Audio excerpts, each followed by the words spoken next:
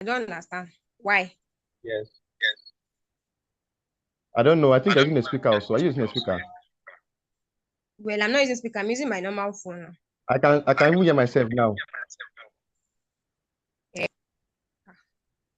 I'm hearing myself. okay. I don't know why that is happening though. Chrome with that. No spirit.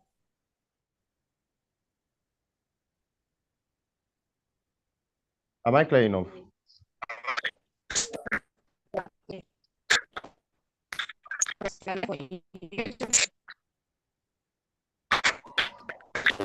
Don't worry.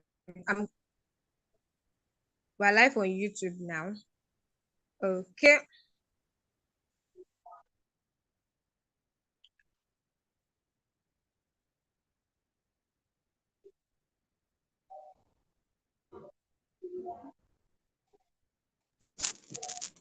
Can you hear me? If you can, let me know. I can hear you, ma'am. Very clear. Yes, I can hear you loud and clear. All right, you're welcome. Good evening. Thank you. So in minutes, we're going to be starting. Good evening, you're welcome. Our guest is here. Wow. Okay. Glory to God. All right. So over. We are ready to recalibrate.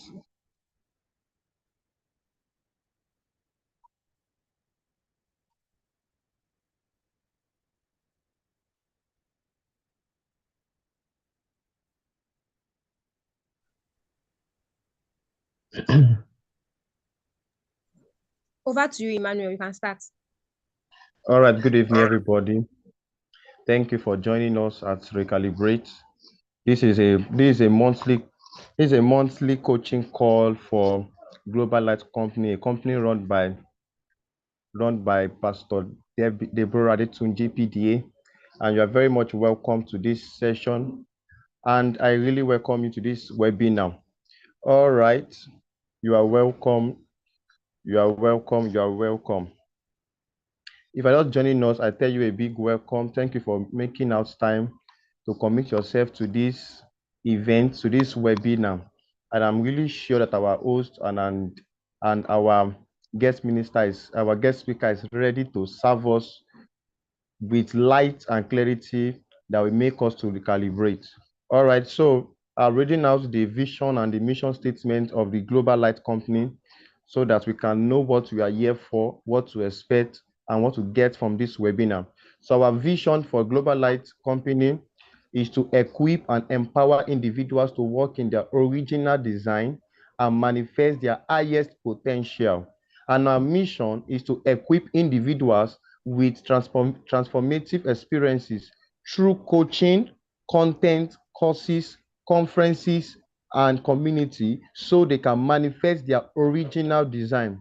Our vision and mission is rooted in the firm belief that a transformed mind leads to a transformed life and subsequently contribute to the transformation of organizations, families, societies, and the world at large. All right. In summary of our services, they include in identity rediscovery, purpose discovery, mindset shift, and reprogramming. So, what do we expect? What do we do? What are the services we render to the community to get better, in which they were able to transform themselves first, transform the nation, and transform the community? Number one is by identity rediscovery, purpose discovery, mindset shift, and reprogramming. We also render personal development, personal reinvention, and self-governance. Goal setting and progress tracking is one of the sides that we render, accountability and support to keep you motivated and focused. All right, you are welcome. Thank you for joining in. We also render services like unlocking and unleashing potentials by helping you recognize, refine, and deploy your potentials. So our experienced coach here is here to guide you in every step that you can take to get transformed and recalibrated. So before I proceed on, I'm Emmanuel, and I'm giving you the insight of what to get into this service. And I will bringing up the coach, the lead coach, the Deborah Adetunji. But before I go on, I would like to give us an hint on who she is and what she offers and what she can deliver. So the Deborah Adetunji is a transformational coach, and she firmly believes that the transformation of each individual will have a ripple effect on every sectors of life and affect organizations' output. This is the driving force behind our organization, AD Global Light Company, which provides breakthrough coaching programs and accountability platform that has impacted over 150 individuals in the last 2 years. Glory.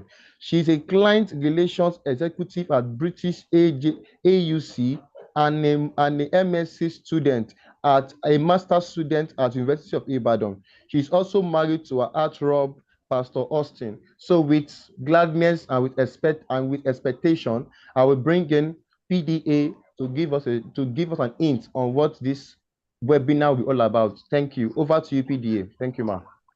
Thank you so much, Emmanuel, for the warm welcome. I hope that we can all hear me. Thank you all for being a part of tonight's meeting. Thank you for joining. Thank you, Emmanuel, for that warm welcome. I welcome everyone to this coaching call, right? For those who are just joining, I'm the Deborah Adetunji. Okay, I'm the Deborah Adetunji, right? And I'm the lead coach for Global Light Company. As I said, what we are passionate about is helping individuals to develop themselves and refine themselves in order to unleash their highest potentials, right? Our vision is to equip and empower people to work in their highest potential and their original design. So if this sounds like what you're interested in, you can follow us on our social media and look us up.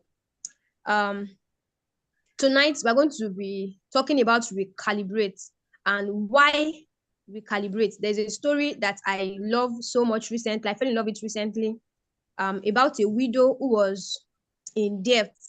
She was owing so much that the debtors wanted to arrest her. In contemporary terms, they wanted to arrest her son, in exchange for that her husband was one who was owing and he died in debt, right?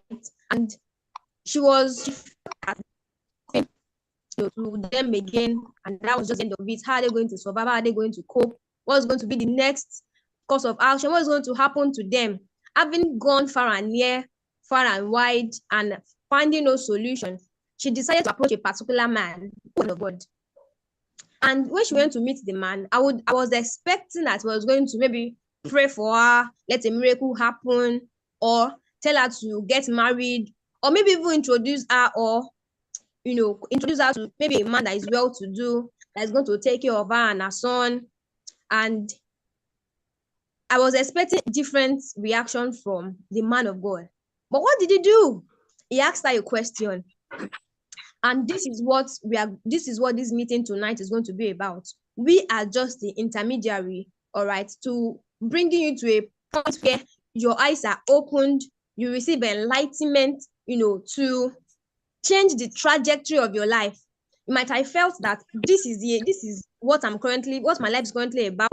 This is what I'm going through. Maybe you are stuck, or you have been seeking for answers, on how to live your fullest potential, on how to manifest your original design or your destiny, and you've not been knowing how to scale that height, or you have been struggling on your own. You don't know what to do. You don't know how to go about it. So this is what this meeting is about. So the man of God asked her a question: what do you have? Like I said, he might have just done a miracle, and that was it. Or he might have just given her maybe part of the money that, you take this amount and settle the rest, or even paid the entire money, the entire debt.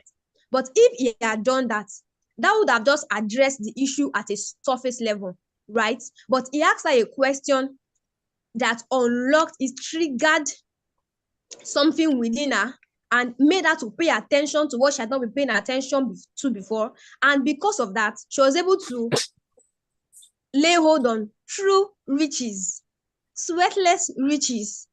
Is somebody with me tonight? Yeah, she was able to lay hold on, riches, rather than trying to look for a solution. It made her see that she was the solution. And the question he asked her was, what do you have? So many of you, maybe what you need to do is to ask the right questions in order to recalibrate. So to recalibrate means that there's an existing way of living, there's an existing way of doing things, there's an existing way of life that is not measuring up to the intention of God for our life, that is not measuring up to who we really are. Many people they are underutilizing themselves. And the excuse is, I grew up this way. The excuse is, I didn't have opportunity. The excuse is, the environment I grew up in didn't communicate some things to me. So tonight, you're going to be receiving light. You're going to be receiving a lot of wisdom that is going to bring you to that point where you have to just make a decision and take a U-turn in order to express and manifest, because the world needs you.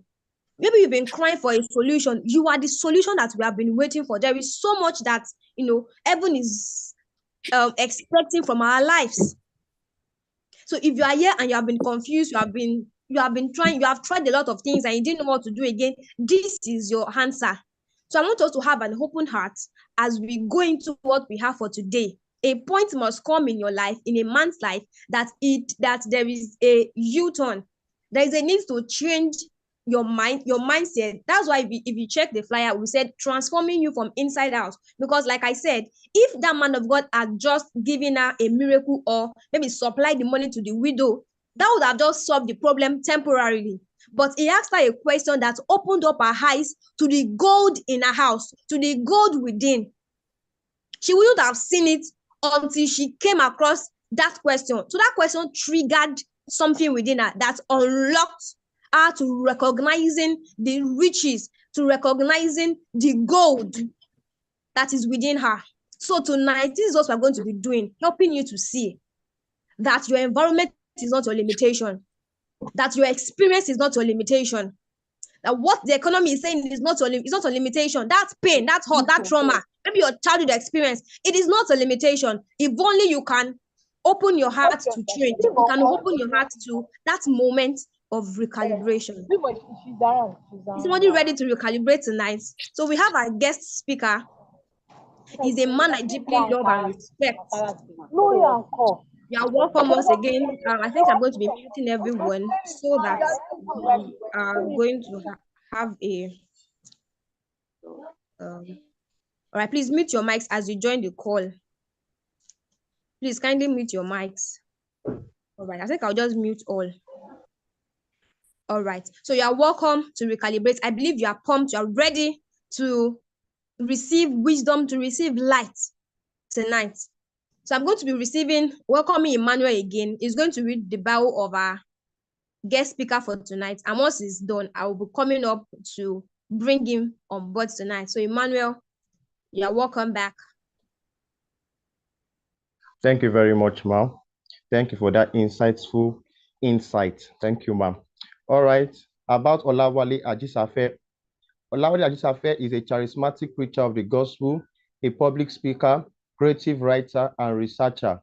His journey exemplifies a blend of academic excellence, entrepreneurial spirit, and spiritual devotion, all guided by a passion for positive transformation and service to others. He is passionate about shifting mindset and betting clarity, certified in project management from the European Business University in Luxembourg. And as a scholar, he moved to the USA in 2023 to advance his research endeavor as a doctoral student at Mississippi State University. Olawale brings a strategic and organized approach to his endeavors, ensuring effective and capacity optimization. With a rich history of effectual service and leadership, he has held stewardship positions in diverse settings, including Christian associations, student unions, and corporate organizations. Known for his ability to inspire, disciple, and guide others towards meaning, he is a pioneer president of the Charis Mentorship Forum and the organizer of the Summit of the Creatives, fostering mentorship and creativity within communities, empowering individuals to reach their full potential. Olawale serves as an associate pastor at Sphere of Light Church, a ministry committed to raising end-time armies. Outside of his professional and spiritual pursuits, he finds joy and fulfillment in his family life. Happily married to Folashade, the love of his life, and together they are blessed with a beautiful daughter. Thank you. All right, over All to you, right. PDA, ma'am. All right. So we have our guest with us already. He's a man full of wisdom. You can't hear him and you want to take your life serious. Hey, there is always wisdom. Anytime he talks, it's like they are shooting wisdom, wisdom, wisdom, wisdom, wisdom. So with great joy, with great excitement in our hearts, I want us to draw. Is an intellectual, right? It's one that balances spirituality, with other areas. A very seasoned and balanced gentleman or man of God. I know he doesn't want to be addressed as a pastor in this meeting, but he's also a pastor and he's very, very sound, right? So with great excitement, I want us to welcome. I want to see the energy. If I don't see the energy, I'm not going to bring him on board. We also have people on our YouTube channel connected. You are welcome. We love you. We see you. Thank you for joining. Also, if you have questions as he's teaching, please note your questions. There's going to be room for question and answer. So now I'm going to be bringing him on board, but I want to see our energies before doing that. Yes, let's keep it coming. He's ready for us today. Yeah, let's keep it coming. Great, great, great, great, great. You're welcome, sir. Thank you so much, sir. Thank you for choosing to come. Thank you for choosing to be a blessing to us today. We love you. We appreciate you. You're welcome, sir. Thank you so much, Pastor Debbie. I want to ask if you can hear me very clearly. Please let me know if everyone can hear me on YouTube, on Zoom, any of the platforms where we are connecting from. I like to get feedback. So if you can hear me, please let me know. And oh, thank you. Thank you, TGF. I really want to appreciate the opportunity to be here. Individually, as a matter of principle, I'm not entitled to anything. In fact, it's so serious that I'm not entitled to my wife's body. That is how serious I take entitlement to be. So if anyone gives me privilege, I appreciate it with the whole of my heart. So I don't have to be invited. It is not a right. So I want to especially say thank you, Pastor Debbie, for bringing me on board today. And I sincerely celebrate your husband. The two of you are people of value in my life. Pastor Austin, I remember when I got to Ibadan, I've done a few things in Ondo State before. He was the first person, I don't know what gave him that confidence to tell somebody to invite me to come and speak in a leadership summit. It's amazing. He told the person behind me, and I was hosted in that person's platform more than once, and it's been a blessing to blessing. So I knew him separately, I knew you separately. Then at the end of the day, the two of you came together. So I'm proud to be your family friend, and I sincerely appreciate the privilege of this connection. I welcome everyone to this afternoon. I know in Nigeria, it is evening. Where I am now is exactly 1:16 p.m. So you can see that where I am is lighted up by itself. It's making my own light not to even do his work. All right. But in a moment, I will be speaking to us on the topic recalibration or recalibrate. One thing I can assure you is that at the end of this meeting, if you have listened with open heart, you will know exactly what to do. As a matter of fact, that is the best thing that happen anytime I have opportunity to engage people. I want to ensure that the people I'm speaking to, are they being transformed from point A to point B? All right, so let's go right now. Father, we bless your name and we go in your strength in the name of Jesus. Amen. It is not a preaching meeting, but I'm a man who believes in God and we derive every of our life's fullness from him. We can't do anything outside him. So I first want to give a background so that we can understand certain things we are strongly battling with. I'm aware that I'm speaking to people predominantly who are from Africa, including myself. Then I understand that it's a global platform. But for those who have come from Africa, if you pay attention very well, you will see that we are really having our peculiar problem as a general situation. While we have people who have transcended the reality of Africa to global space, the percentage is so few. And the moment you see people in general suffering from something, understand with all clarity, and you get what I'm saying, that there is something fundamentally wrong with the belief system of the people.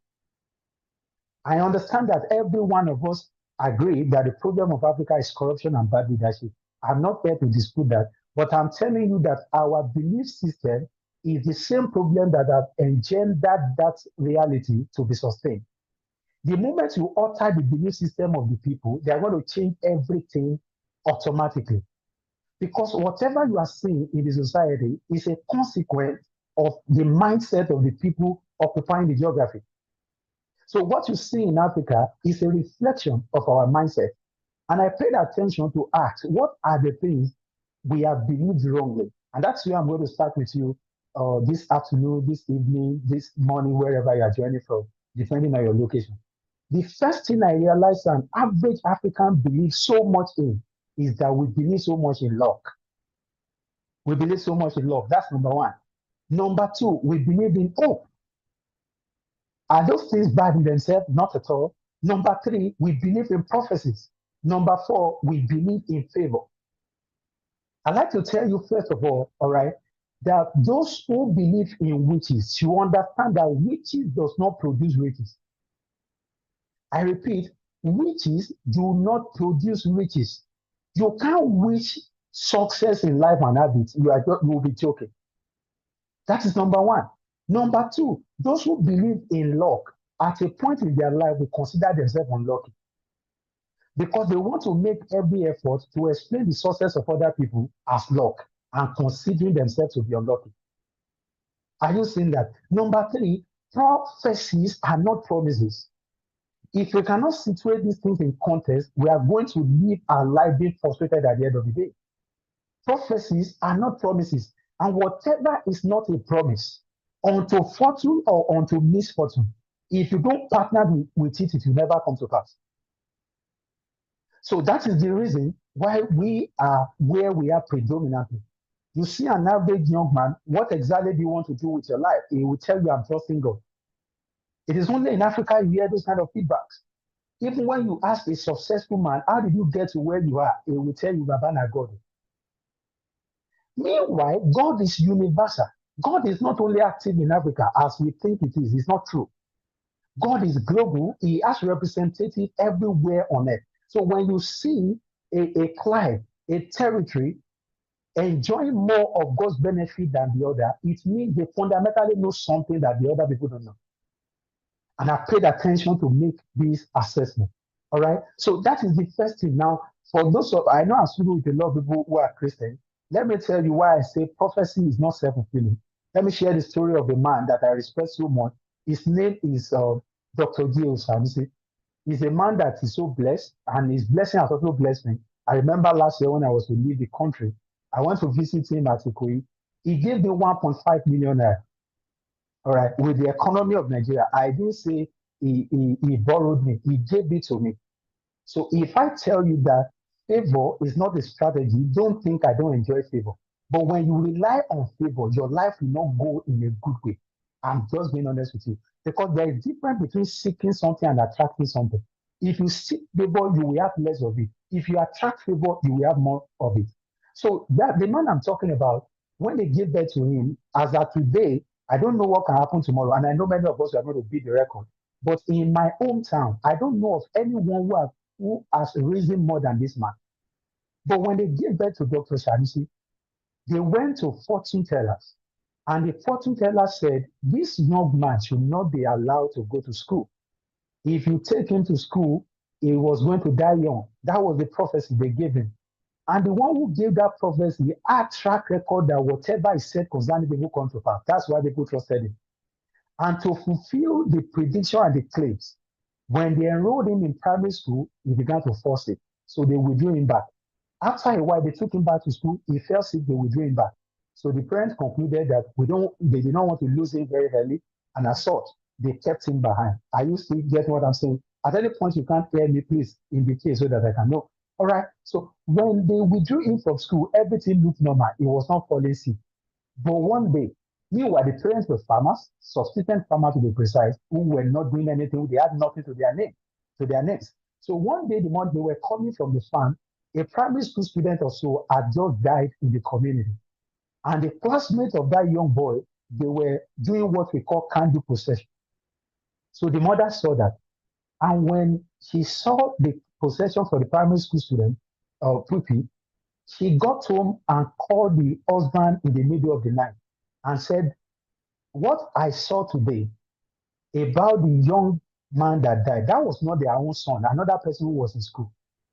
The wife told the husband, listen carefully, he said, I know that you, my husband, if you die today, the honor that primary school student received today that we all saw, nobody can give you that honor because you don't have anywhere to receive it from.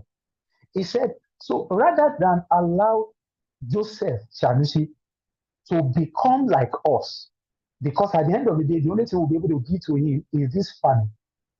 Let us enroll him in school to die young in an honorable way rather than live like us, grow old or to have no meaning. Are you seeing that? That was the thing that made them take step against the prophecy. And they enrolled that young man to school. Then he's a father now. The man that was prophesied that he was going to die young later rose in Nigeria to become MD of 2 different banks. Then later he became the CBN governor of Nigeria between 1999 and year 2004 for 5 solid years.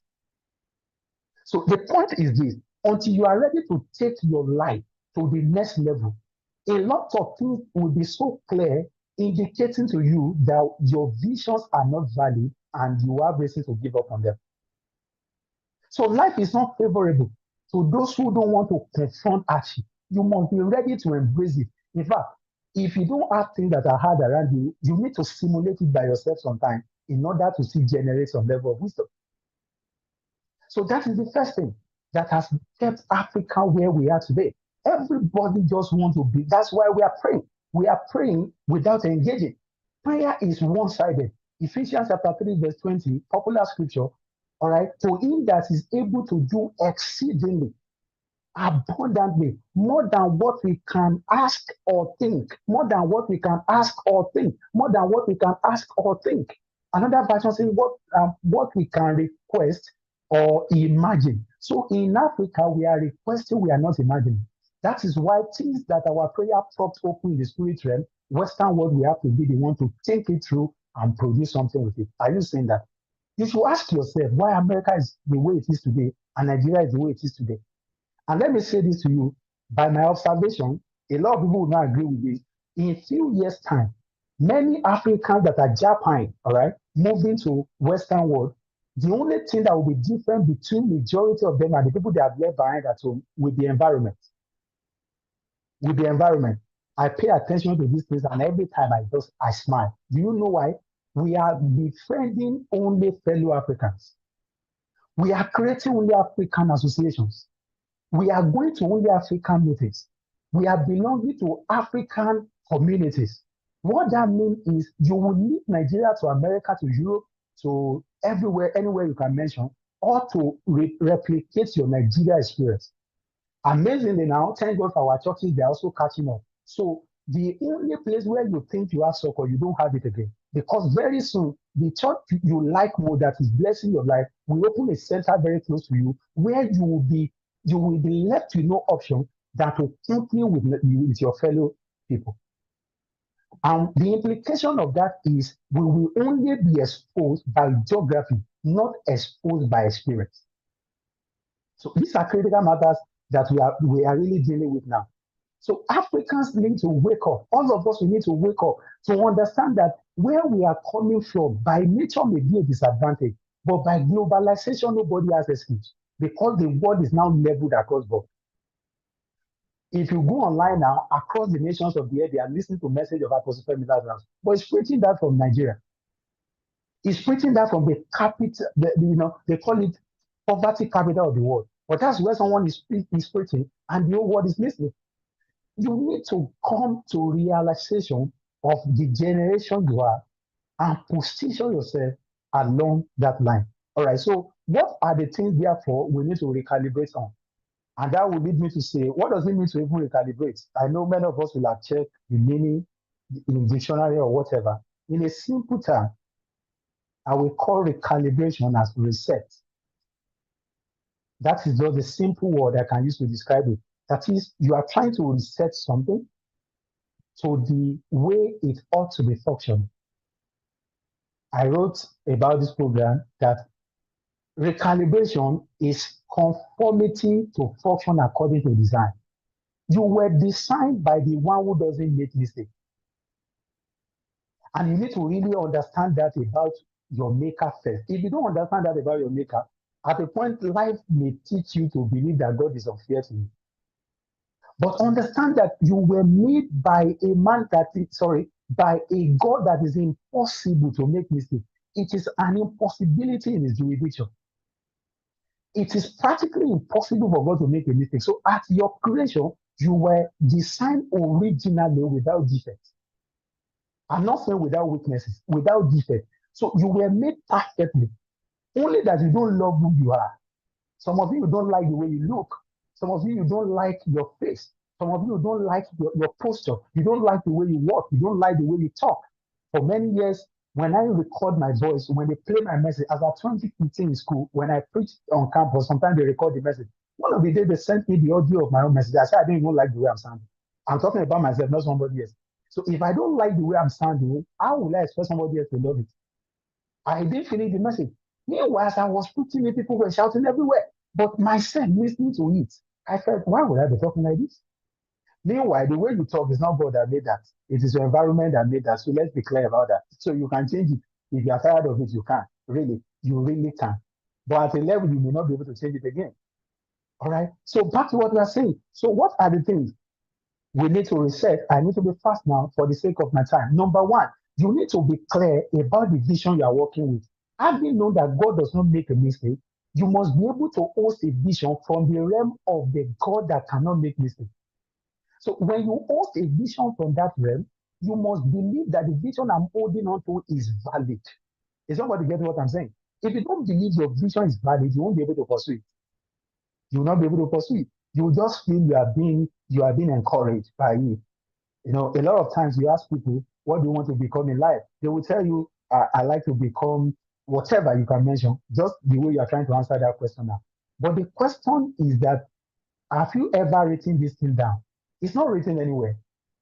And what did you read in Habakkuk chapter 2, verse 2? It said, write the vision and make it plain, so that he may run that read it. The one who, what is not made plain cannot be seen. What is not seen, you can't run with it, including your own vision. So the moment what you are calling life vision is not documented, you don't have a vision. You just have a prediction that does not hold water. So you must be able to write it down.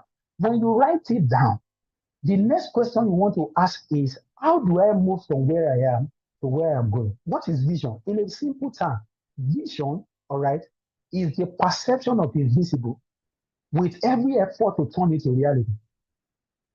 The perception of the invisible with every effort to turn it to reality. That's why it's called vision. If it is something that cannot be achieved, it's not a vision, you are just daydreaming. The moment you are able to capture it, it means it is possible, then you are trying to turn it to a reality. So that is number one. Now, when you identify what your vision is in life relative to your designer, and you document it, you now want to know what to do to achieve that vision. And let me say this to you. I heard Dr. Samadi make this analogy some years back. He said, when you want to attract every object with a small magnet, definitely the magnet will not be able to attract the object. He said, what then will people want to do? He said, the easiest thing that people do in that situation is that they reduce the weight of the object. They reduce the weight of the object. So when they reduce the weight of the object, the small magnets will be able to attract it. He said that is the safe place to be. And that is where the general populace are occupying. He said, but if you want to do the right thing that wisdom demands, You need to increase the power of the magnet, not reduce the weight of the object. Because every object can be lifted when there is corresponding magnetic power that can lift it up. So what does that mean? A lot of people, when they are face to face with their life vision and they see their situation, they do critical assessment and they conclude, I need to reduce this my vision. That is where the problem starts from. Somebody is in Nigeria and he believes that he's starting up a company, a startup company that will be subscribed for all over the world. After 2 years, the same guy has not even been able to cover his territory. He will now say it's like this thing is not true. He will reduce it and say, my plan now is to cover your state. Are you seeing that? Meanwhile, the same thing you want to do to cover your state, it would have been easier for him to maintain the bigger vision. If that becomes what is focusing on, it will cover your state without stress. In fact, you won't even know when it will have covered that place. So you want to make your vision so big that is enough to give you hope to see tomorrow. If they ask you why do you want to grow, will you say it is just for me to be able to watch movies and travel all over the world and come back to my house? Then you want to waste space. So what do you think is that important to keep you alive? It must be a vision that is bigger than you and that you trust God to outlive you. So you must be able to increase the power of the magnet, not reduce the weight of the object. So your vision, you shouldn't cut it to sizes because you feel you are not capable. How then do you increase the size of the magnet? And that is why we are calibrating and recalibrating today. Because the vision you have seen is a reality. But the fact that you are the one that will fulfill that vision is probable, it's not certain. Again, I'm saying your vision is genuine, it's real, but that you will be the man to fulfill it is not certain. So it is you becoming the man that can fulfill the vision that will make it fulfilled, not necessarily because you have posted the vision. And one of the things people don't know is a lot of things you see and you are calling your life vision, they are ideas supplied from an invisible realm, a visitation from another realm that you are not the only one receiving. So any vision you are holding on to and you are not making effort to fulfill, God may give you long life enough that somebody else will fulfill it in your presence and you will live your older days in regret. And I pray that will not be the portion of anybody here. But that's the reality of a lot of aged people as we speak. They just know that if I've done the right thing, this is not where I ought to be. But they are there either way. There's nothing anybody can do about it. So you want to transform your life from where you are to become the person that is meant for that vision. So how do you do that? Number one, identify the kind of person you ought to be able to fulfill that. As simple as this is where majority of people fail the test. What kind of person ought to be, am I ought to be, so to speak, to become the fulfiller of this vision that I've seen? And if it is something that is not completely new, the easiest thing to do is to identify those who have gone ahead of you. Even if it is new, maybe it's unique, it's different in a way, you must be able to understand those who have done similar things because nothing is really starting with you. You are a continuation of what has been. So identify exactly, like our pastor now is leading this group today. There are people who have led multinational consulting leadership forum, and they have been able to cut across different continents. Why his own major focus may be different from theirs? He must be able to learn their method, understand what they could have done better so that our own journey will be faster. So identify who are the people in the area where I'm called to. And how do you even identify where you are called to? You must be able to do critical assessment. That's the third point of who you are in actual sense. A lot of us, we fight so much to find ourselves. You can't spend your entire life trying to find yourself. You must be able to find yourself early, discover yourself, and now be discovering new you later. But to not have a discovery of yourself at a proportionate level to where you are right now is unfair to your life. You will be objectified, you will be victimized, you will be dealt with. People will take you for granted and they will use you. Because you will definitely take what is not love as love. You will take what is not leadership as leadership. You will take what is not approval as approval.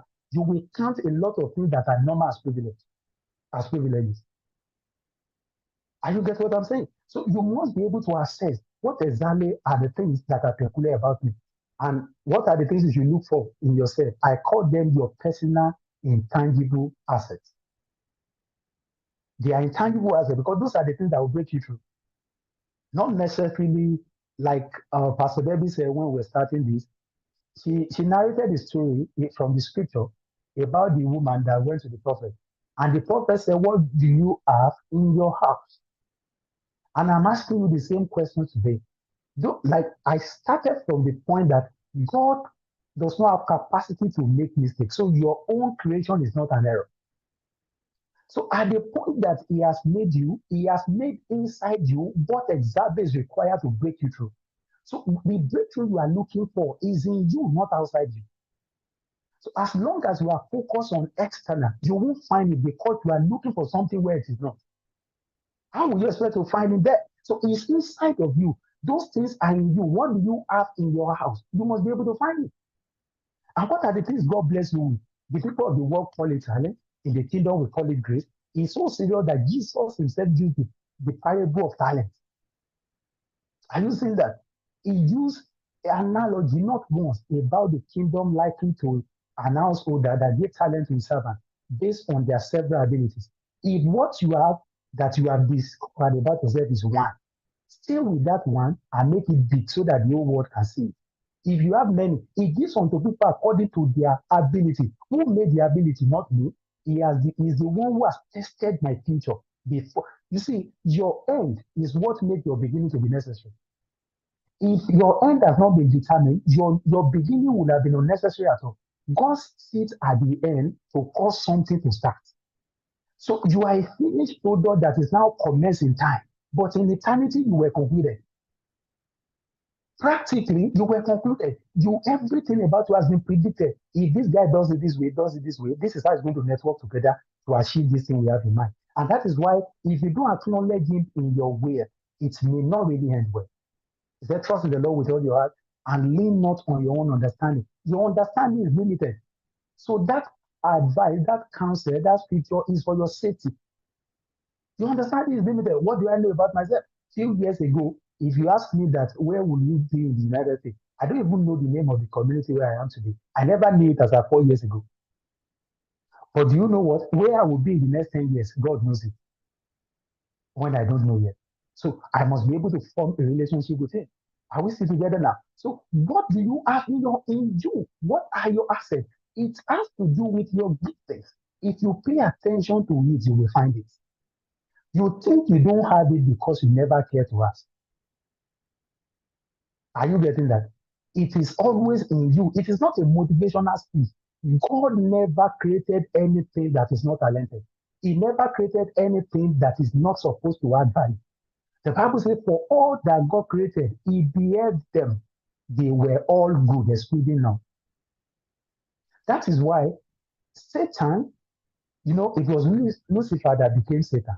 The Lucifer God created was good. It was what he transformed himself into by rebellion that made him bad. Everything God created, including Satan.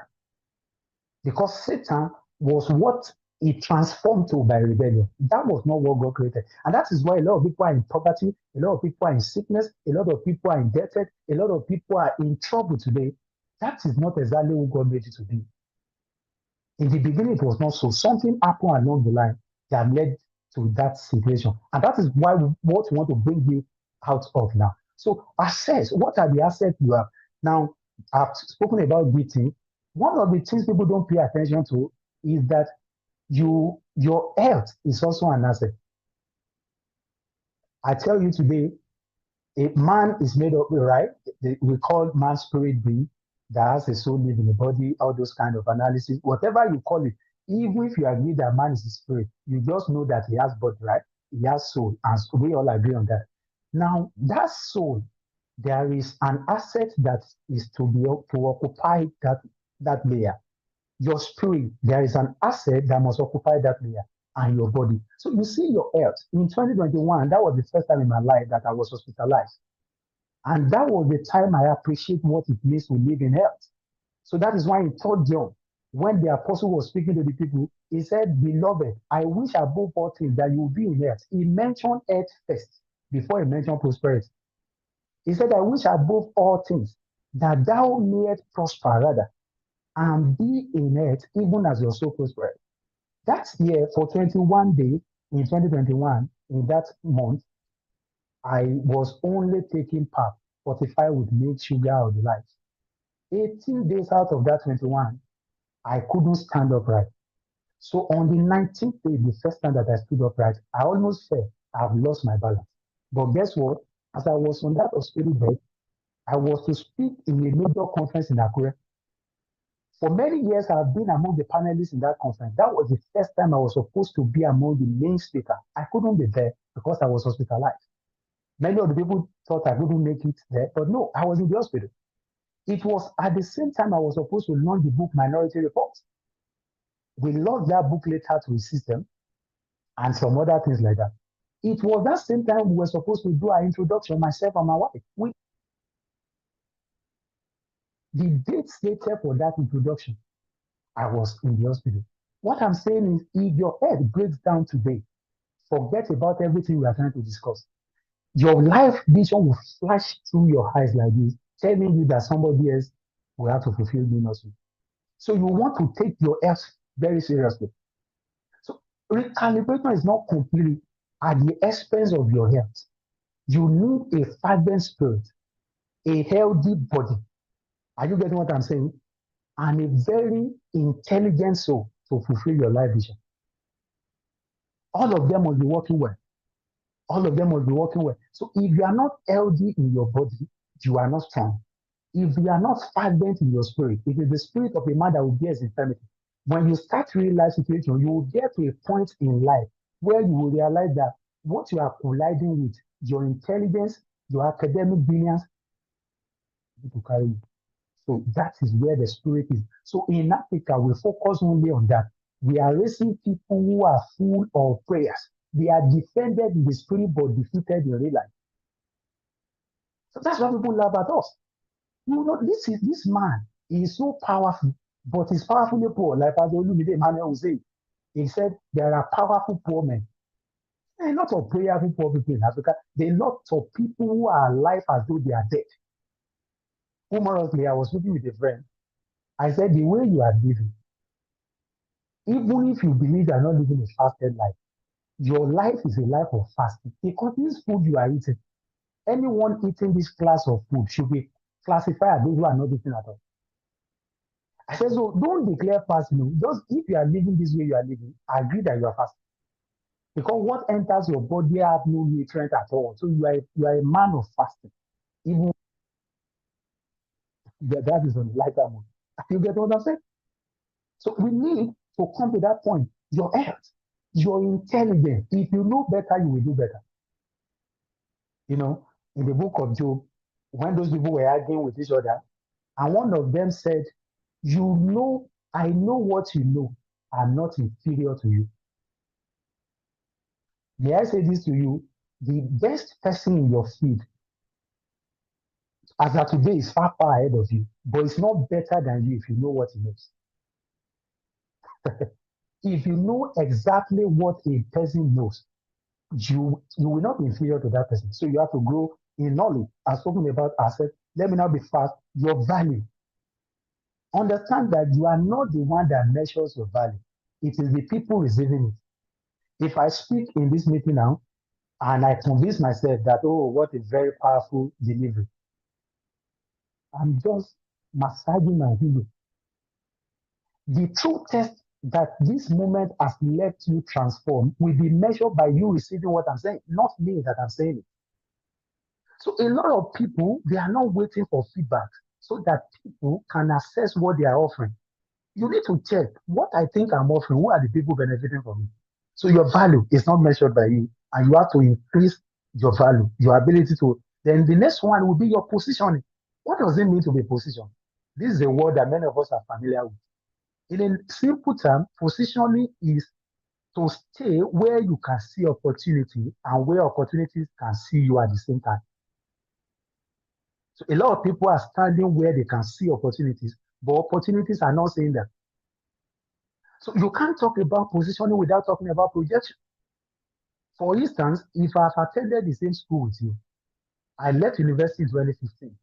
This is 2024, almost 9 years ago. In your own mind, you are concluding that I'm part of your network. And as such, I should contribute to what you are doing. You are joking. I only knew you in 2015. Evidently, many things have changed about you in 9 years that I'm not aware of. So if you are counting me among the people in your network that will do something for you, you are just not serious.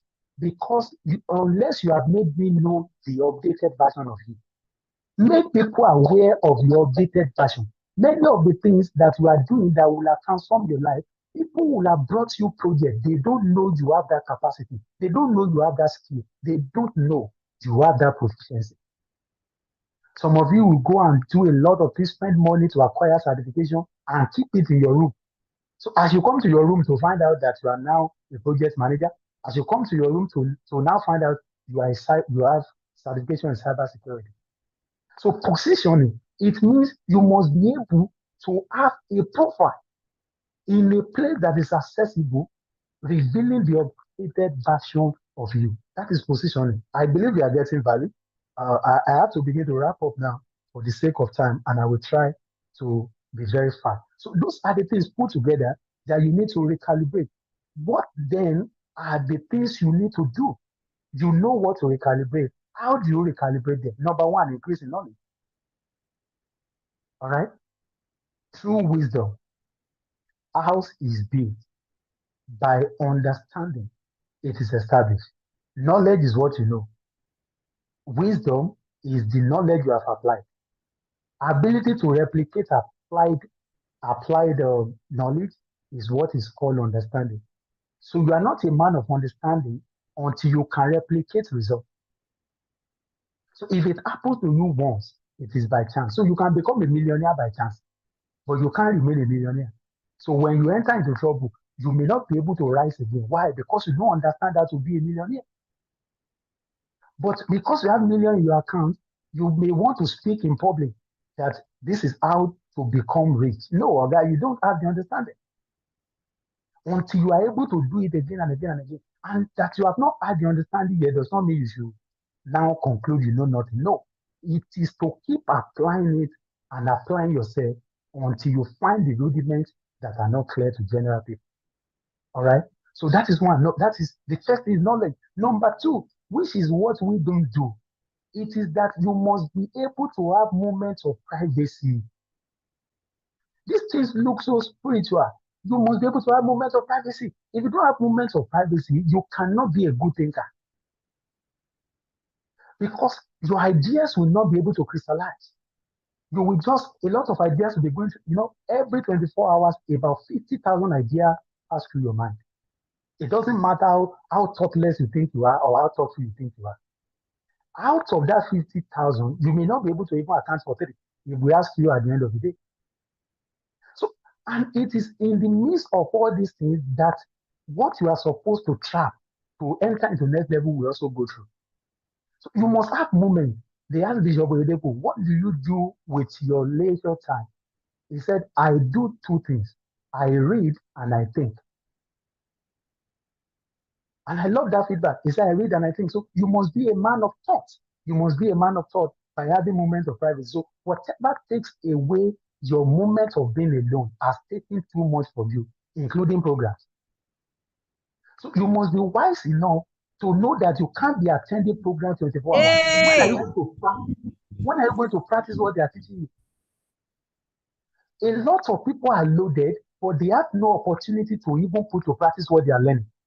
It is you that will be in conference on Monday, Tuesday, Wednesday, Thursday, every day.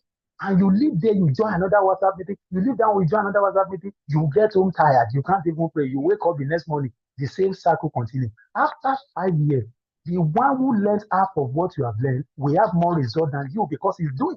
This world is profitable to doers, not hearers. The scripture said it now that this thing will not profit those who are hearing. If you hear alone, it calls you a deceiver. So what I'm saying is, as you hear what we are saying today, if you don't act on them, you are a deceiver. You have come to deceive us that you are ready for growth, when in actual sense, you really don't.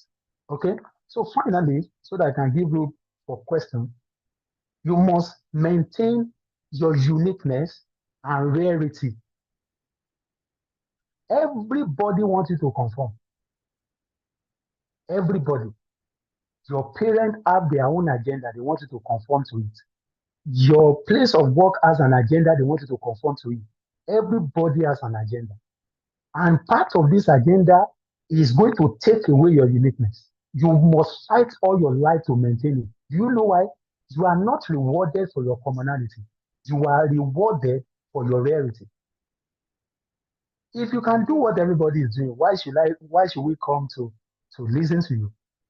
If the service you are offering does not have a touch of uniqueness that's different from other people, why do you think you need patronage? Why do you think you need clients? Why do you think people should give you audience? That is entitlement, for goodness sake. So you must maintain your reality.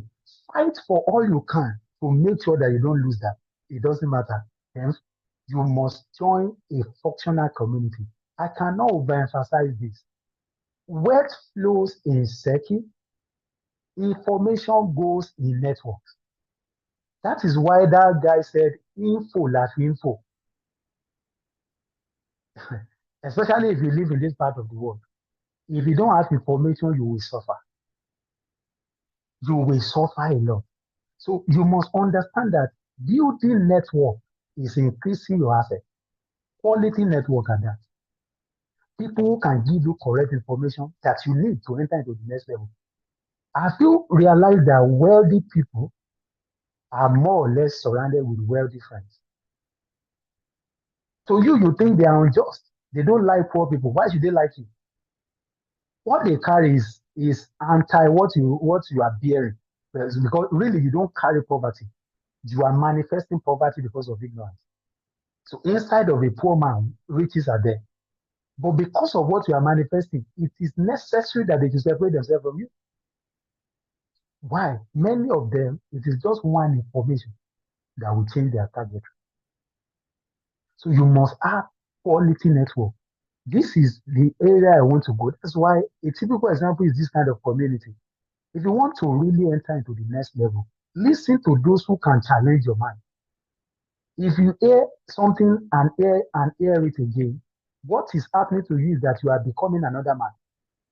And to the degree you are being transformed to another man, that is how much of value you will be exhibiting, and that is how much of blessing that will be coming to you. So the proof that you are not changing really is that if you take 5 years away from now, you can't see visible traces of what you are attracting from larger society. It means you are not growing except in age. So, and one of the easiest way to do that is to stay in a functional community. Community is powerful. Like I said, something like this, group of people you permit in your circle, they said your friends determines where you are headed. Are you seeing that? Because it is your company that determines what accompanies you. If you are working with wise, the Bible says that work with the wise. The Bible didn't say he will be wise. He is already wise. Even as that today, if he's foolish, because he's present among the wise people, wisdom will rub up on him and he's going to be wise. I believe my time is up, and let me pause there and hand over to, all right. So Wow. Wow. if my time is not yet up, let me know. Or my own time is indicating that. Yes, we're still going to have a question and answer session. So please, if you All have right. any question, I believe you should have questions, right? A lot has been said today. I told you when we started, is someone that you cannot listen to, and you won't go back and think about your life and make intentional decisions. I remember when there was, we don't talk all the time, but we talk in between occasionally, and the kind of things he says, me, I'm not someone that I'm always shouting everywhere. But I go back and I'm thinking, I'm saying, God, what have I been doing? You know, it's one that challenges. It doesn't shout, it doesn't use so much energy, but his wisdom is just being diffused softly as he speaks. And a lot has been said today. For those in our community, I'm sure that these things are not strange, right? They're just amplifying the things that we have been saying, that we have been dealing with since the beginning of the year. I don't know if anyone has any question. A lot has been said today. Man, you should go back. And the joyful thing is this record is going to be available on YouTube, right? So you can go back to listen to this again and again. This is a time where everybody must be intentional about being authentic. And I think he's said that to coming to that point where you are authentic, not trying to conform to this person. You hear this today, you are aligning, you are trying to conform. You see somebody post something or do something on social media, you are trying to conform. No identity. I believe there is a call that God is currently raising for people to step into their identity. It is a major experience. If not, you are not going to last. You just be tossed to and fro.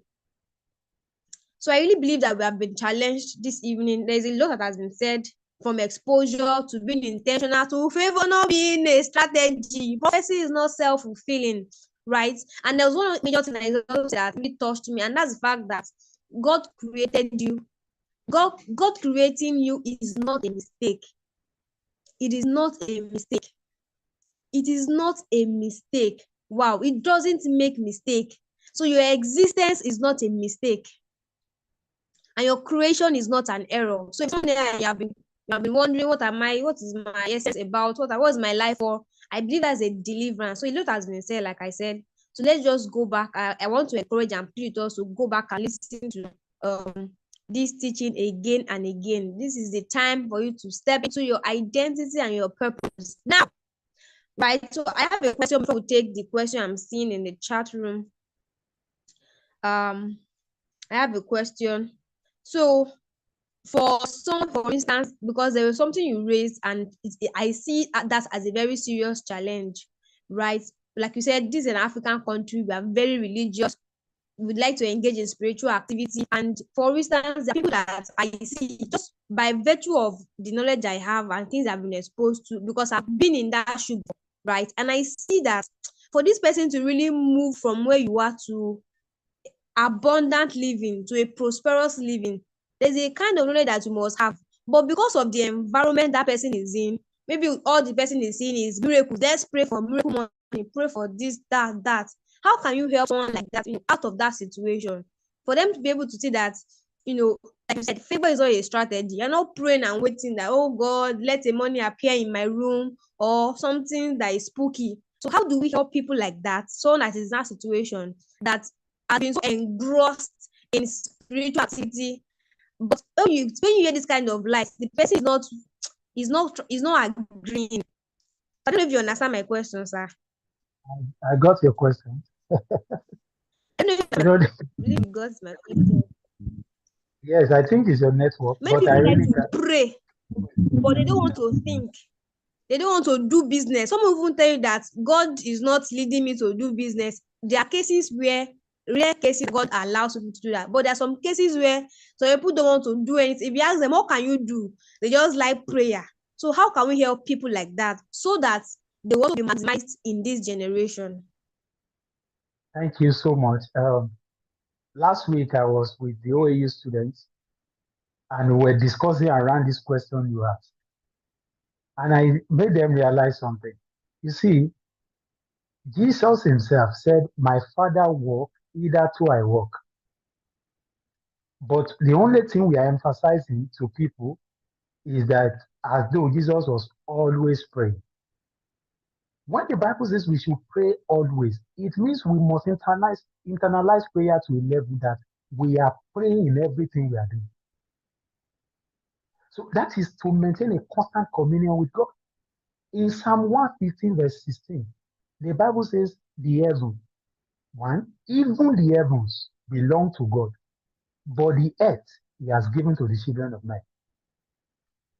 So because the earth God has given it to the children of men, understand that on earth there, men partner with God. God doesn't do things on earth just because he's omnipotent. What that implies is you cannot be applying a principle that is not complete. I'm a scientist. This is what we do in the lab. If they tell you a reaction has 15 steps, as each of those steps, as you do them, as you do each of those steps, you will be seeing certain results. We call that inference. That does not mean you have your final product here. If you stop at step 14, you have dissipated energy, you have done a lot of work, but you won't have the final result. So when people apply principles that are not complete, they will not have absolute results. So to the individual in the shoes you have described, the question is, have you seen the change you are looking for? So if the change is not coming out this way, who is telling you that it's going to come again? That is the hope I talk about.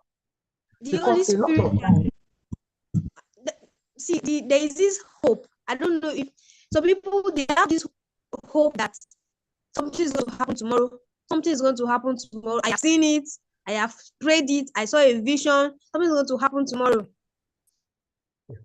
when I was in school, in ASF, I said the Bible called the Holy Spirit the one that will remind us of all things that we have done. And he's also a comforter. So I told the student, I said, if you pass or you fail, you will still have the ministry of the Holy Spirit. Because when you fail, Holy Spirit will comfort you for failing. But when you study very well, Holy Spirit will remind you so that you can pass and pass more. It is now your choice to choose what you are getting from that relationship. The idea of hope is that hope does not exist alone. The Bible describes the function of hope. I think in Romans chapter 5. Hope does not make ashamed. Why? It gives you reason to believe tomorrow is going to be better. But that tomorrow you are believing to be better will not be better by itself. It will be better when you do all these things we are talking about. The question again is, what are you doing to get to where you are hoping to be? What are you doing to have what you are hoping to be? You see, those who are hoping to be gifted something, that is why they don't become something great. Let me give you a typical example. In Nigeria, that people are shouting today that there is no money. Are you aware? As a matter of fact, somebody was doing birthday. The mentees alone, they gathered and bought 40 million naira worth of SUV and presented to him. Now, this is somebody who has a lot of car in his compound. He appreciated them, he moved on. But somebody has been praying for the past 2 years to just have Toyota Camry. So in the country where the one praying every day is trusting God only for Toyota Camry and is not getting it, somebody who has Rolls Royce, some people are still giving him G-Wagon. What is the idea? I said it earlier. You must develop yourself in value, all right, to be able to attract the kind of favor you desire when you are not even seeking it. But if you are seeking it, you will be at the mercy of those who can give you. When you need food and you can't provide food, the one who gives you food can decide to say, okay, I'm going to give you this food, but only if you can do so and so for me. And that is why a lot of people feel they are tempted. You remain poor, you are not looking for money from an unbeliever, and he's saying, I want to sleep with you. The major problem, that temptation is unnecessary if you are able to take care of poverty in the first place. So we complicate our life situations because we just want to sit down in reckless abandon and calling it faith. Faith does not exist alone. It is seen in what you are doing with what you believe. So if that person is open, we enjoy you to discontinue. But if you want to insist, please continue. We will meet you in 5 years' time to prove that what we are saying is right. Thank you. Oh my God! Thank you so much for that. That's solid, solid, solid. Thank you so much, sir. I want to take questions from the comment section. Someone is saying, how do I kickstart a vision or an idea? And I think in addition to that, so that it can be answered together, how to also envision for someone else, maybe how to envision a vision. You talked about vision, how that is important. Is a foundation for even recalibrating and us living our true purpose. Especially when someone is in an environment where, especially sometimes it's like someone is clueless, person does not even know where to start from. I'm also going to add this. I believe my question is not too much. how to kickstart an idea or a vision. Then secondly, how to envision a vision. Then for someone who is clueless and doesn't know what to do or where to start from, how somebody go about it. Then in addition to that, for someone who is also a multi-potential, like sometimes some people are gifted in different areas, they are confused about where do I focus on, which is my major, what should I major on, what should I minor on, how do I also address that? Thank you. All right, let me start from the multi-potential. I quickly had to write them down so that I won't forget. We have a book now that Lady Ife is going to help us publish by next month. I wrote the book myself.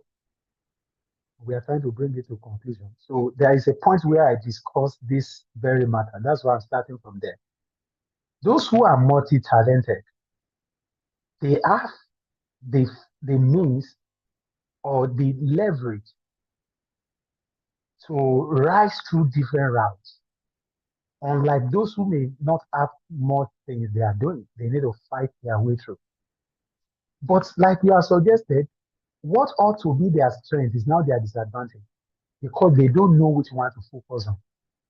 The idea is this: if you are multi-talented or whatever, there is one of those gifts that is your cutting edge. You remember last time we were doing Summit of the Creative and we spoke about cutting edge. If you are gifted in 10 things, that doesn't mean you have to fulfill all the 10 at the same time. You can fulfill all the 10 if God gave you the space, but never at the same time. It's practically impossible. So you have to check which among these things is your main cutting edge. Stay there. When you build the cutting edge to a reasonable extent, begin to bring other ones that can align with it. That is why, for instance, a man that is a pastor is easy for a man can be a pastor, a lecturer, can be a life coach, can be, what do you call it, a public speaker, can be any of those things you mentioned. Why? You will know that my major assignment is ministry. I have gifting in this area. You are giving expression to it. But the idea will be that everything must be used to service the major. Some will have to be taken as minor. So the moment people don't do that, they are frustrated. A lot of guys, while we were in school, those guys were good in sports. They were good at sport. They were good in virtually everything you can mention at that level. Some of them right now, they are still in the village trying to figure their way out because they became pluralistic in their energy. And as such, they couldn't make anything work. You must identify the one that is the major and make others to be subsets to it. So when you build that one to a functional level, others can begin to work. There are people that the only thing they are doing in life is that they are writing books, right? But look at Apostle Femi Lazarus, for instance. Today now, he's publishing books, he's preaching messages, right? Recently, I learned people even cast him in movies. Do you understand that some people, their life profession is that they are movie producers? Are you saying that when you stay in the major and build it to a reasonable extent, give expression to the rest, but you must identify the cutting edge? So I believe that has answered that question. Then for somebody who wants to start something, again, it is not everybody that will start something in terms of having something to your name. I think a lot of times this is where we have problem. By the time people hear a lot of things, they just feel, but I don't even know what I want to do. If I've said it before, I learned this from experts. It's not my idea. That you don't pursue your purpose. Your purpose is the one that pursues you by itself. You position for it. You position for it. So the idea is give yourself one to serving with every opportunity you have. Just where you belong to, in the community you belong to, add value. By the time you begin to add value, it will be clear the area where you are giving best value. I said in different things in my life so far. While I was in school, I was in drama department and I acted well. I wrote script well. Later, they posted me to evangelism department. I was there for long. Those were my primary department. But from there, I was joining Bible study group to write Bible study manual because they saw that capacity inside of me. Are you seeing that? So what is important is for you to identify yourself. Whatever you ought to start, if you are a man that serves where you belong to, and you give your mind to exposure, because you will not be able to even know what is possible until you are able to see it. So you read wide. By the time you read history to a level, you will come across the story of men of like passion, your kind that have existed before. As you read their stories, your core being will come alive. So if you give yourself to exposure by going beyond your immediate geography, oh, people say they can't hear me. Wow. Is that general for everybody? I can hear you. Okay, all right, thank you. So if you give yourself first to serving by every opportunity you have, you'll be able to see things you can do better than other people. All right. Then if you give yourself to learning, as you learn to a level, you will meet the story of many of your like passion and you will know what is possible. So that is about starting. Now, let me use the opportunity to answer somebody who may be asking the question, if I start, how do I scale? I paid money to learn this and I'm going to share it with you for free. All right. How do you scale? Because a lot of times starting is not even the issue, it is scaling. Why scaling can have a lot of protocols?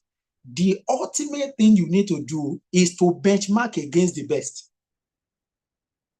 I repeat, benchmark against the best. When you benchmark against the best, even when you have not become the best yet, you will be far better than who you used to be. Let me give you a very simple example. As of today, my Shmura has died. All right. Apostle Femi Lazarus is an apostle. That's why I did not want to use him for this example. I know a lot of us know him. I want to use somebody who is purely into public speaking. If you know somebody in your feed who, as of today, has 5 million followers and has spoken in over 50 nations, and you want to be a renowned public speaker, for instance, it means where you are standing in that your village, begin to benchmark against them. You know, you even laugh and say, even me, I'm very funny. Why should I benchmark against this person? That's what you need to do. The moment you benchmark against that person, restlessness will come upon you by default. So by the time you are already influencing 1 million people, it will never enter your head because what you are saying is bigger. So every day you have something keeping you awake. How do we cross this boundary? Not competition. You must celebrate those people publicly. As you begin to learn what they are doing, you will have left where you used to be so far that by the time you look back after many years, you just know that, oh God, we have covered distances. So to scale, benchmark against the best. Again, benchmark against the best. Thank you. Thank you so much, sir, for that. I think it's very clear. Yes, very clear. Benchmark against the best. It will keep your toes, constantly challenge you, right? I believe that's so. We have a final question here. I have a final question. Someone is saying that how do I, and I think it's a very important question. How do I maintain my uniqueness and rarity in a toxic environment? I'm trying to find myself. I'm trying to be unique. I'm in a toxic environment. How do I maintain my uniqueness? I really cannot hear you here. Let me try to. Okay, can you hear me now? Can you please come again? Yeah. All right. Can you hear me very well now? Yes, I can hear you now. I think my Bluetooth has stopped working. So. Okay. Someone is saying that how can I maintain the uniqueness and rarity in a toxic environment? I'm trying to find myself. I'm trying to stay in my unique point, but everything around me is toxic or toxicness, things like that. So how do I maintain my uniqueness and rarity in this kind of environment? Thank you so much, sir. What kind of environment? Toxic.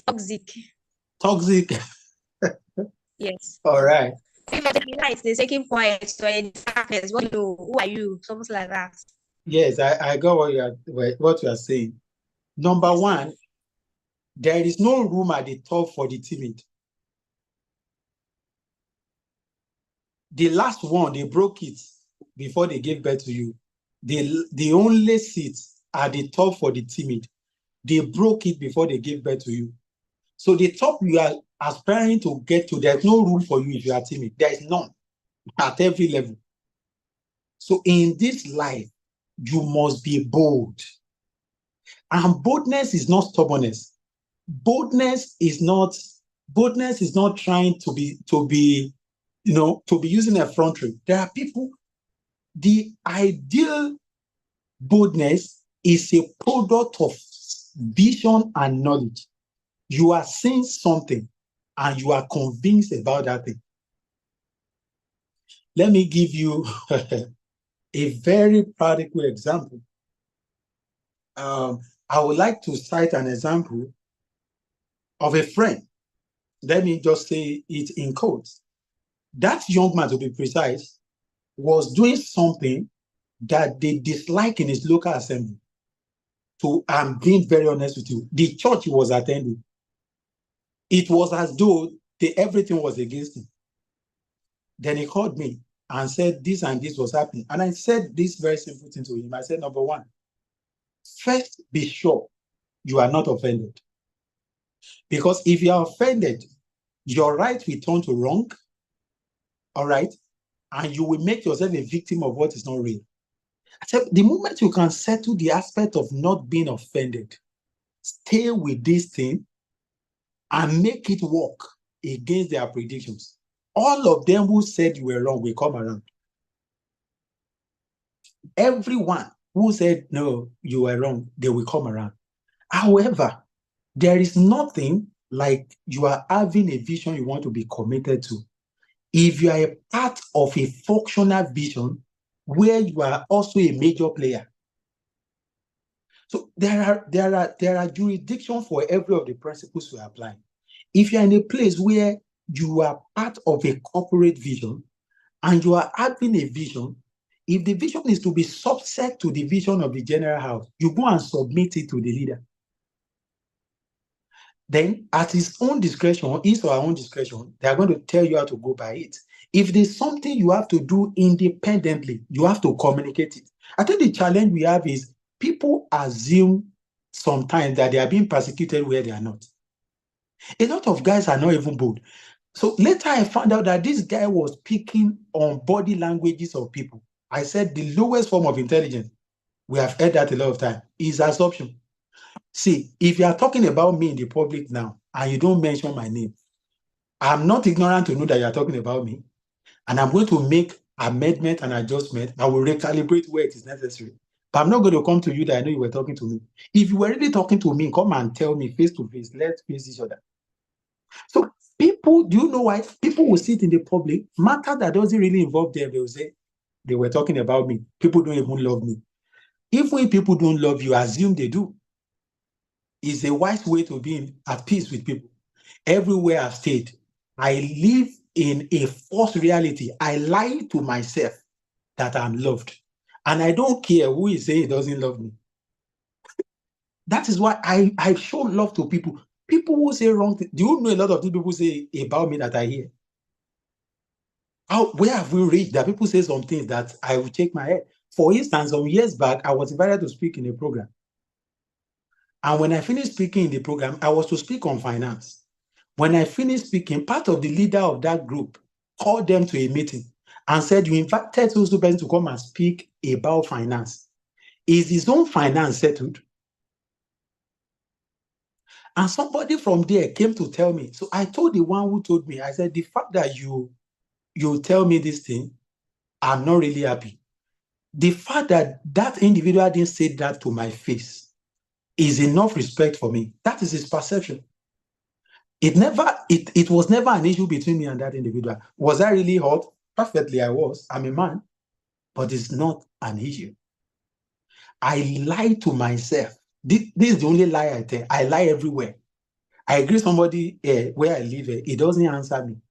And every day people will say this person is a racist. I say it's not. I just believe he's going through something. It's for my own mental stability. That is how I live everywhere. There is nobody on earth I'm trying to resolve issues with. I don't have one. So live with that reality and scale well. Thank you. Wow, wow. Thank you so much for that. Wow, wow. Thank you so much for that. What's inside? Everything I've received in this evening, you have received lots of insights. Or morning, depending on where you're listening from. Right? They just have to dispense. And I think one to also pay attention to is just stay rooted in what you are called to do. You have time to be paying attention to everything because you really have time.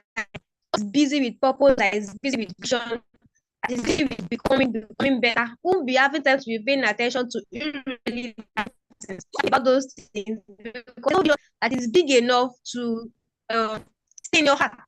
So when you have a vision that you know where you're going to have shown you where you're going to focus on irrelevant things. I think that's just one. That point about learning to yourself about what's needed. I believe that has worked for 20 years. So like I said, you have issues already trying to resolve situations that are not there because you are trying to please everybody or try to be in everybody's good book or something. No. But a lot has been said tonight. I believe that many of us are going back with answers. What to do better now? I think we're going to find answers in this session. And I believe that you have. I want to appreciate Pastor Wale Adishakle for coming to be a blessing to us tonight. We really love you, honor you. Thank you for the wisdom, for not holding. It was obvious that you were not holding. I know that there was a lot that I wanted to share because of time. We hope that subsequently we might back here or bring here.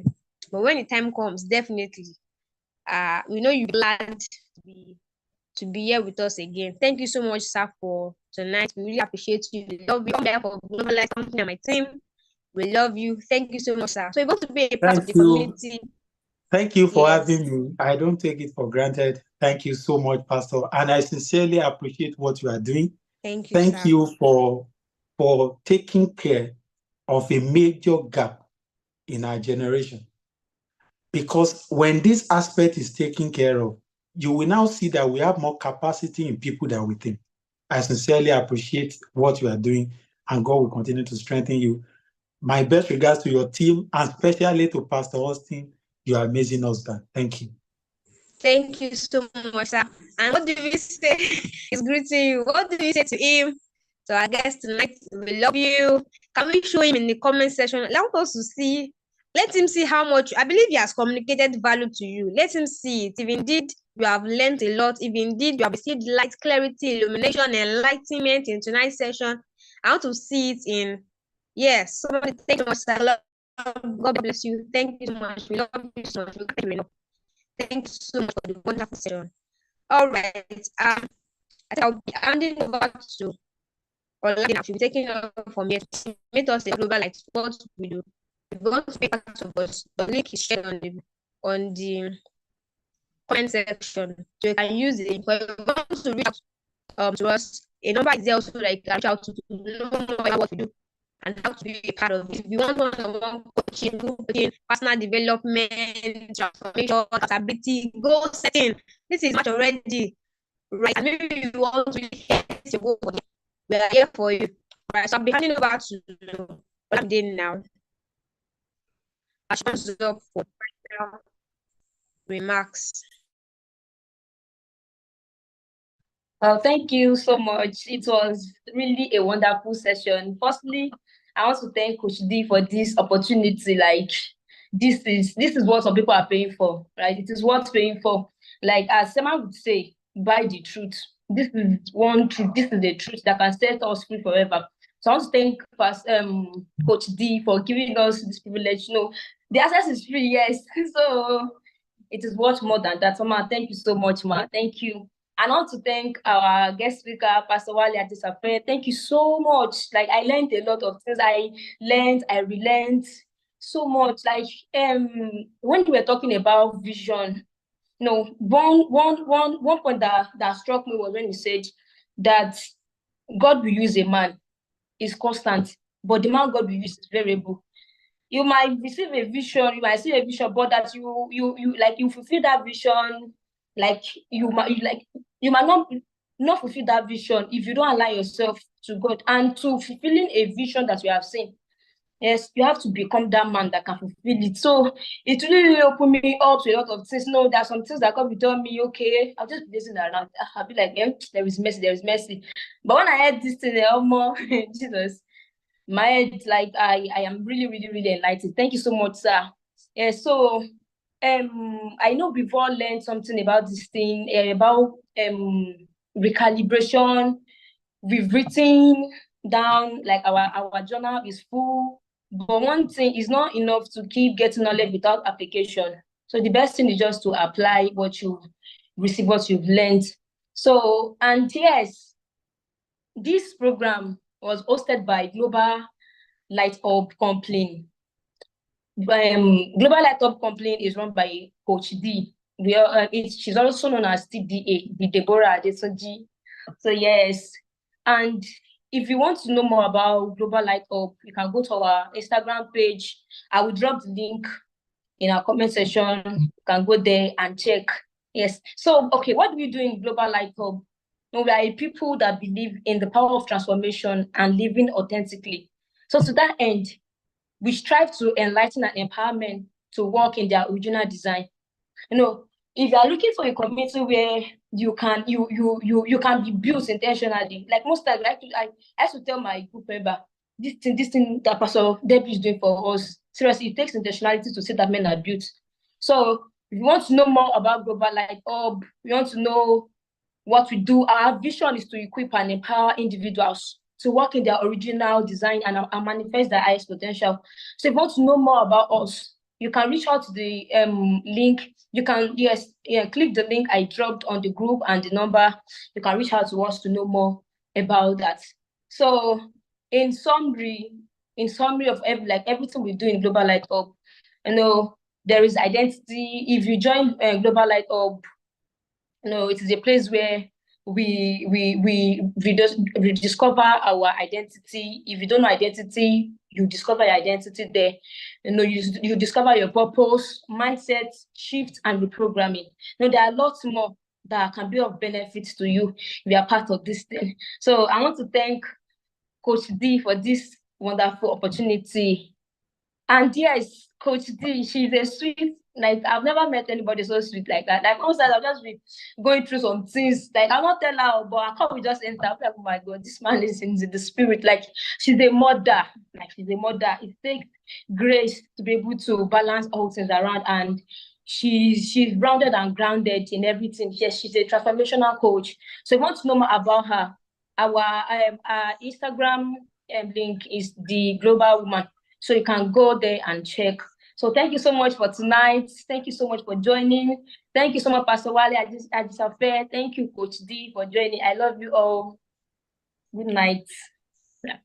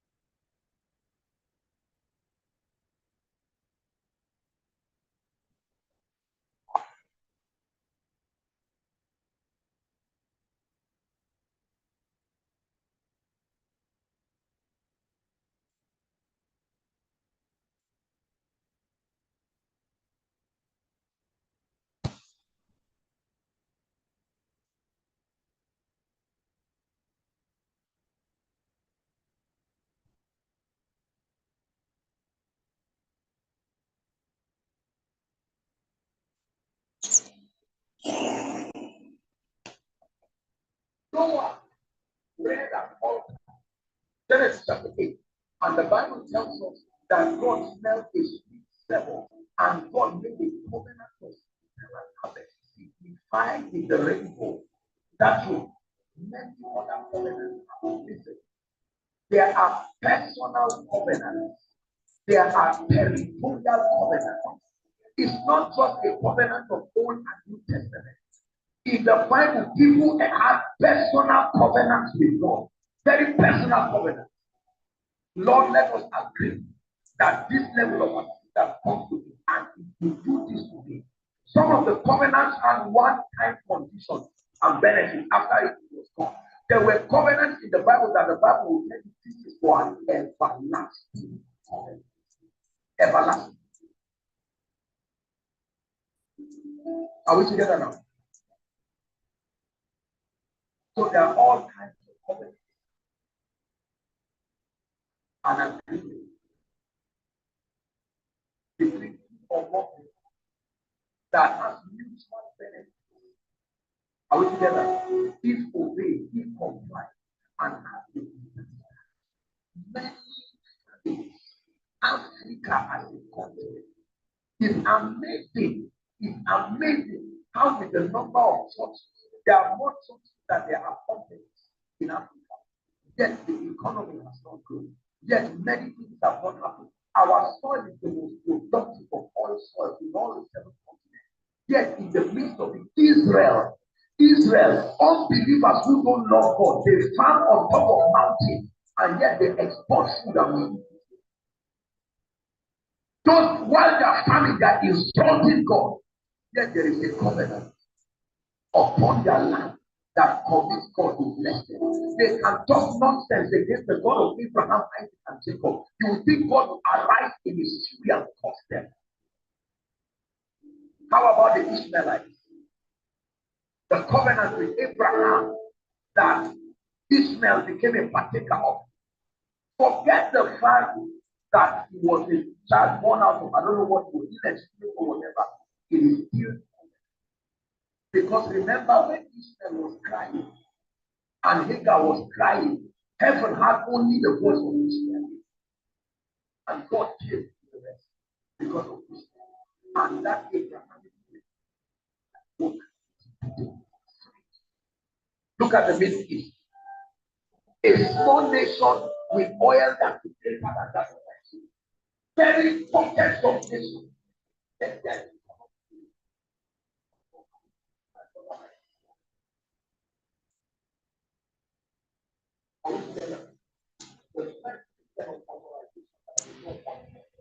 That authorize God and I will take our time to explain all this one. Number 2, we write it down. The second system of authorization is disobedience. Disobedience. Disobedience. Disobedience is a force in the spirit. Just like obedience is a force.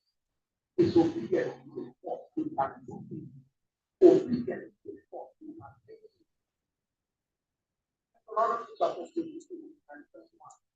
The Bible says, and it shall come to pass, if thou shalt listen unto the voice of the Lord, to do and observe all that I command. It meant that the Lord thy God will set your identity above all the things of yourself, and all these things will do and overtake. Are we together now? If thou shalt hearken to the voice of the Lord, but blessed shall thou be, blessed shall thou be in the field, blessed shall be your income, the fruit of your body. Are you sitting there now? Obedience for the blessing of the fruit of your body and the fruit of your ground, the fruit of your practice, the increase of this and that and that. Go to verse 13. And the Lord shall make the head and not the tail, thou shalt be above only, and thou shalt not be beneath. If thou shalt to the command of the Lord and all of that. They now to verse 1 down. He said, for if you do not actually shall come upon.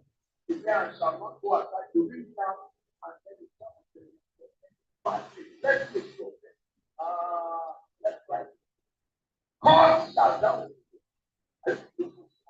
with God. God shall thou be the God shall be thy master. A man had a tree was only basket of the bird. You call that free food. But Joseph said, the bird is taken away from your hand. If you show yourself with basket with food, you put you get up and down. But a basket, the guy was having a basket and the rest came and said, yes, Joseph's interpretation of these things. The Pharaoh will finally conclude on you. They are going to catch you, they will catch you, and the best will see you. Cause shall be thy basket and thy store. Let's read the 20 and we'll stop here. Cause shall be the fruit of your body. Intelligent people, what is the fruit of your body? Talk to me. What is the fruit of your body? Are you saying that? And the fruit of your land, the increase of thy time, and the fruit of thy sheep. 19. God shall thou be when thou comest, whether in America or Nigeria. God shall thou be when thou go out in faith.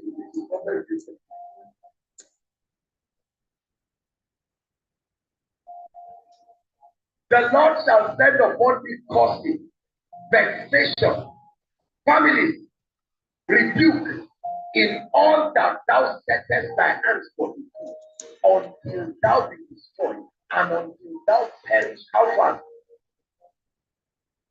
Because of the wickedness of thy doing, whereby thou hast disobedient. The blood of Jesus does not give authorization, or it does not excuse the force of disobedience is still at work. The same way the force of obedience is still at work. Are we together? The Bible says, a cross costless shall not stand, but a cross that has a cost. The description of many lives and many families. Although we will not agree, but it's very clear that it's the description of many things. Obedience, obedience, disobedience. I hope you know that there is a spirit that works in men to make them disobedient.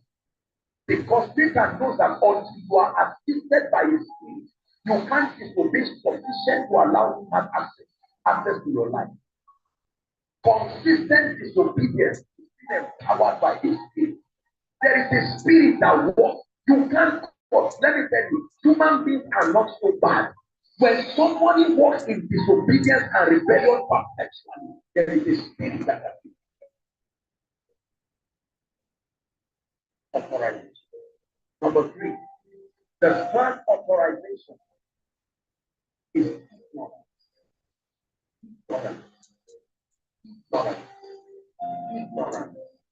Ephesians chapter 4 and verse 18. These are the 5 systems. The system, the access, the only access point that Satan has.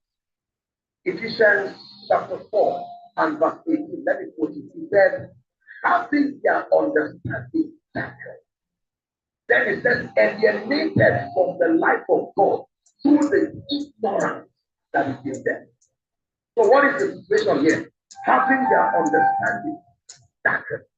There is no understanding. Then it says, as a result, being alienated from the life of God through the ignorance that is in them. Because of the blindness of their life. That means a man who is in ignorance, a woman who is in ignorance, or a state of insufficient understanding is a take part to Satan and his demons to come and destroy and shred your life. Let me tell you this. Much more than costs and covenants, much more than disobedience. This is where many well-meaning people come. They have worked well to break costs in their life. They have worked well to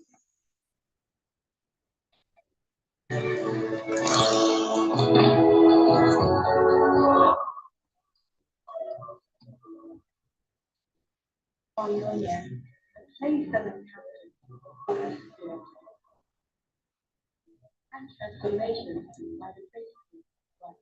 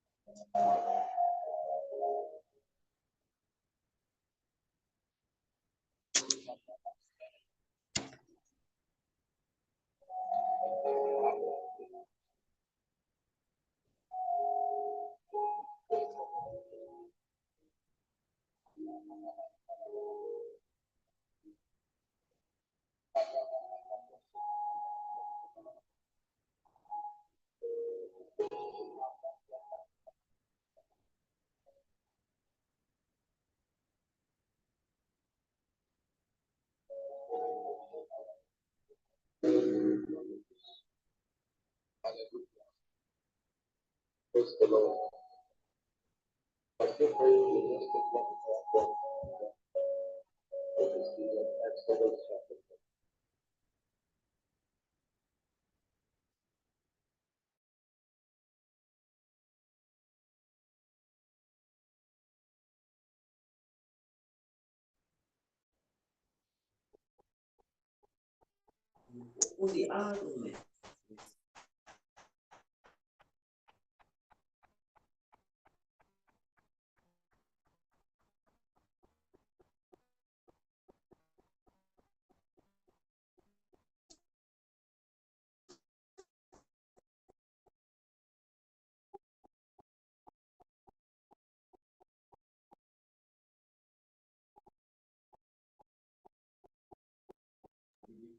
Goodness, if you can hear me, please make me the host.